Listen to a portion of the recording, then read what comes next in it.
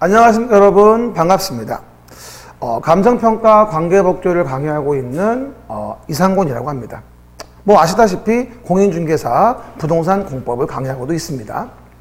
제가 두 가지 자격증을 다 강의하고 하다 보니까요, 이 중개사 공부를 하시는 분들 중에서 감정평가사는 뭔가요? 라고 가끔 물어보시는 분들이 많습니다.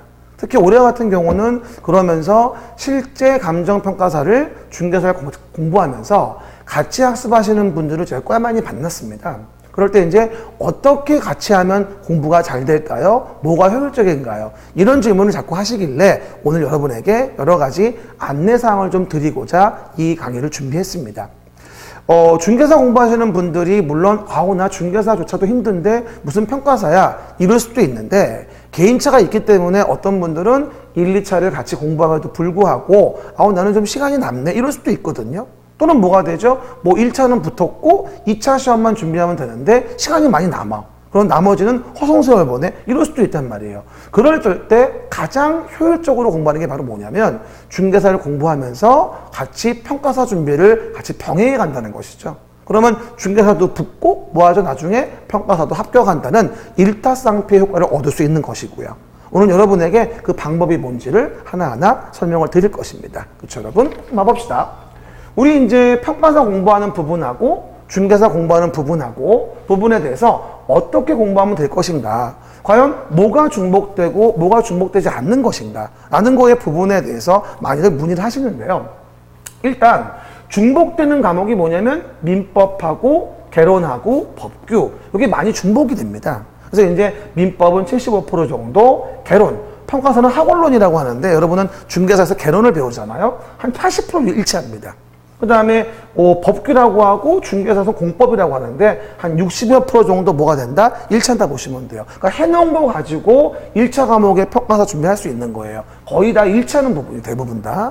그러면서 중개사랑 일치하지 않는 부분이 평가사 과목이 또 뭐가 있냐는 건데, 여러분이 많이 어려워하는 게 회계학이라는 게 있어요. 가장 어려운 과목 중에 하나죠. 그리고 일부는 겹치긴 합니다만 경제학이라는 거 하고 또 여러분이 싫어하는 영어라는 게 있죠. 하지만 영어를 토익만 생각하지 말고요. GTELF라는 영어 시험도 있는데 GTELF는 뭐가 된다? 독해 위주이기 때문에 별로 점수 없는데 어렵지가 않습니다. 그렇죠? 그래서 뭐가 되죠? 그런 식으로 이제 6과목을 해결할 수 있는 거거든요. 그래서 우리가 이제 중복되는 거 이제 기본으로 먹고 들어가는 거고, 나머지 추가되는 것들만 미리미리 준비한다면 중개사와 병행해서 두 가지의 합격증을 다 받을 수 없다고 할 수는 없죠. 충분히 가능하죠. 그러니 조금만 바쁘게 사시면 훨씬 더 좋은 결과를 볼 수 있는 거죠. 이러한 감정평가사 시험은 어떻게 우리가 수험 과정을 볼 수 있겠냐는 것입니다. 기본적으로 뭐냐? 기본 이론 같은 거 중개사가 마찬가지예요. 기본서 보고 보는 거죠. 기본 내용 정리하면서. 그 다음에 기본 문제 강의 들었으면 이제 뭐예요? 문제풀이 하면서 문제 적용하고요.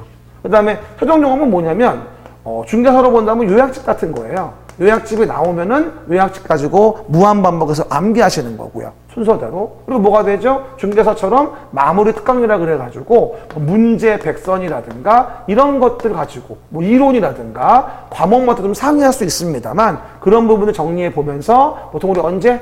3월 달에 첫째 주 토요일 날 평가사 1차 시험이라는 걸 보러 갑니다. 우리가 그래서 3월 달에는 뭐가 된다? 1차 평가사 시험을 붙는 거고, 그 전년도에 10월 달은 중개사 봐서 중개사 시험 붙는 거고, 그렇게 1년을 알차게 준비할 수 있다는 것이죠. 그러면서 중복된 영역, 금방 봤듯이 중복된 영역에 대한 부분이라고 한다면 기본이란과 문제풀이에 대한 부분은 중복용은 제외할 수 있잖아요. 그동안 중개사하면서 열심히 해왔었으니까. 그러면서 두 가지를 잘 믹싱해가지고 효율적으로 공부한다면 훨씬 좋은 효과를 얻을 수 있지 않을까요?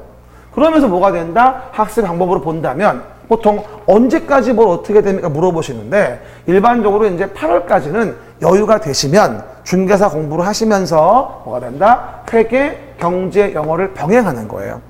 특히 1, 2차 같이 하시는데 난 여유가 좀 돼. 이럴 수 있거든요. 또는 아까 얘기했다시피 1차는 이미 붙었고 2차만의 시간이 남아. 특히 이러면 더더군다나. 그렇죠. 같이 병행하면 좋을 수 있겠죠. 그렇죠. 시간 낭비하지 말고 말이죠. 그러다가 이제 9, 10월 정도 돼서 이제 중개사에 집중을 하시고 10월 달 마지막 주 토요일 날 중개사 시험 보시고, 뭐 내년 같은 경우는 10월 27일이죠. 시험 보시고 나서 이제 끝나고 나서 11월부터 다음해 2월까지 3월 첫 주 전까지는 감정평가사에 집중학습을 하시면 뭐하죠? 중개사 집중해서 자격증 따고 나중에 뭐가 되죠? 3월달에 가서 1차 시험 붙고 이제 평가사 2차를 준비하고 이러면서 일타쌍필.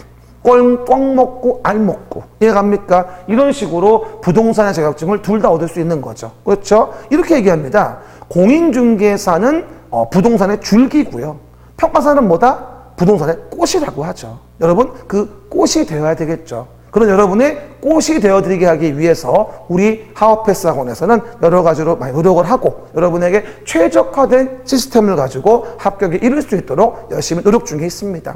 이와 같이 해서 우리가 1년과 한 2년 정도 준비를 해온다고 한다면 여러분에게 좋은 성과가 반드시 있을 거니까요. 너무 힘들다 하지 마시고 최선을 다해서 미래를 향해서 파이팅 하자고요. 여러분 합격을 미리 축하드립니다. 파이팅!